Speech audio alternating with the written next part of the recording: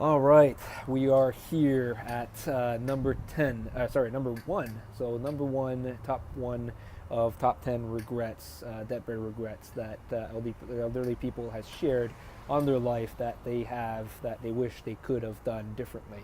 So number one is I wish I had the courage to live a life true to myself, not the life that was expected of me. Wow, that is huge, and that is so resonating with me because, my God, man, like to give you a story, if you don't know that story, um, I've been living a lie.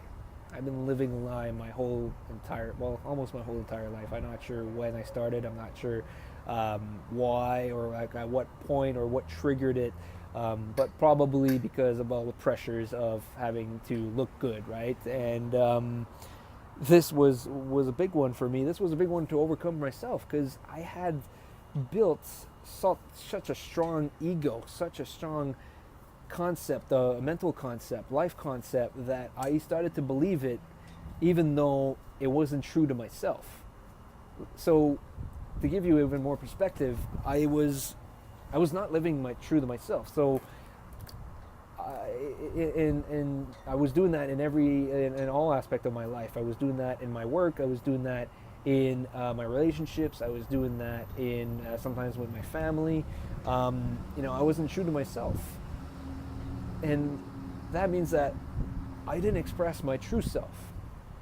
So I started to basically be someone that I'm not. I was starting to put on these masks, these facades, so that way I can look good and be perceived as good to other people outside of me, but that person wasn't me. Like I would say things that I thought was the right thing to say because I thought that that's what people expect me to say in those situations. When I really thought about it, it wasn't what I wanted to truly express or what I truly wanted to say. Inside, I wanted to say something else, but I said those things because I thought that that's what people expect me to say in those particular situations.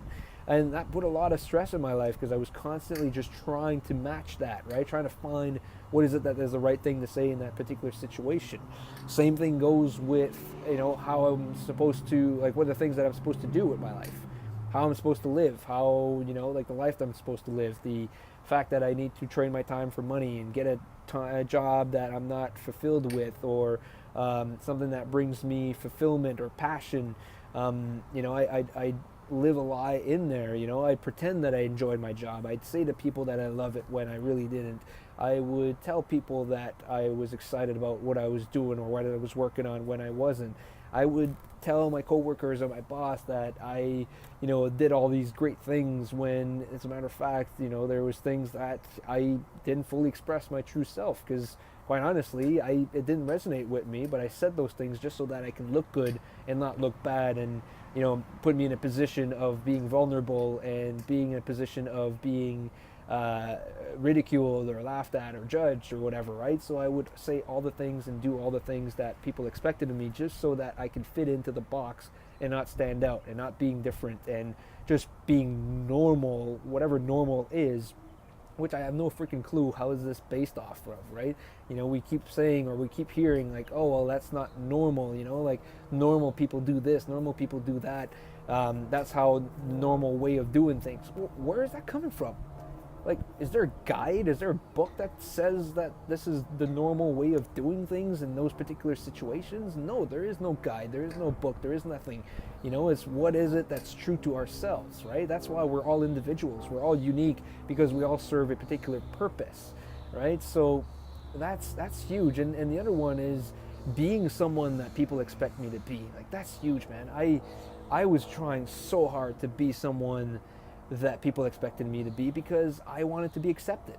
I wanted to be loved. I wanted to be, not judged. I wanted to people to like me because I didn't want people to hate me because I was afraid of being alone. I was afraid of not having any friends. I was afraid of pushing people away. I was afraid of hurting people's feelings, and so therefore I closed up. I held everything in, and I would just express a version of myself, a fake version of myself that wasn't true to me, and I would express that out there because I thought that that's how I was supposed to be. That's how I was supposed to be. That's how I thought that person was. I was supposed to be that person in order just to fit into society and the society's rules and expectations.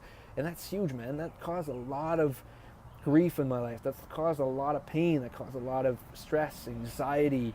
I had a lot of anxiety attacks because I was constantly just trying to fit into that and saying things and lying and living a lie, and all the time just constantly stressing about, okay, well, what did I say the last time? Does this match? And instead of like just actually expressing how I really feel. So that's huge, man. That holds us back and holds a lot of people back, and it closes up a lot of people, and it kills a lot of dreams, honestly. It kills a lot of dreams. It puts people paralyzed in their life, and it avoids them from actually doing things that are meaningful in their life. So this is huge. Having that courage is huge. So that is a huge one, and I'm really happy that I'm working towards having that courage, like I'm doing right now, because I would have never had the courage to record these videos before. I would never had the courage to really express myself. I was afraid. I was afraid of being judged or being ridiculed. I was constantly thinking like, oh my God, if I say this, what are people going to think about me? Well, you know what? It doesn't matter anymore, because I'm going to say those things, and people are either going to like it or they don't going to like it, and that's completely fine. We're all entitled to have our own perspective. We're all entitled to think our own very ways. We're all entitled to be unique. We're all meant to be unique, and we're all meant to express that out there. So, and just to give you that perspective, like before, I wouldn't have done that because I would have been afraid to look bad and to be ridiculed, laughed at, judged, whatever. I mean, it was just like so many insecurities around that I would have never been able to be in front of this camera and sharing this. And now I have that courage, which I'm trying to figure out where exactly that I got this courage, but definitely loving it, and definitely want to operate from this space, likely because of the transitions of all the personal development, the investment that I made in myself helped out with that. One of the biggest breakthrough was tapping into my spiritual side, tapping into meditation, reading the book The Power of Now by Eckhart Tolle, reading the book The Untethered Soul by Michael Singer. Like those things were big influences in overcoming those anxieties, overcoming those stresses, overcoming those things that was holding me back. So that was huge, and this one is a huge one, and I'm sure glad that I'm working on it, because this is definitely not a regret that I want to have on my life.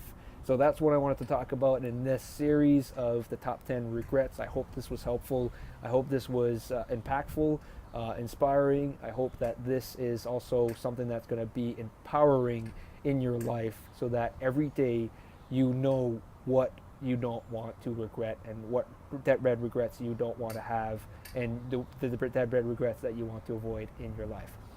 Thanks for checking this out, and I will catch you next time. Cheers.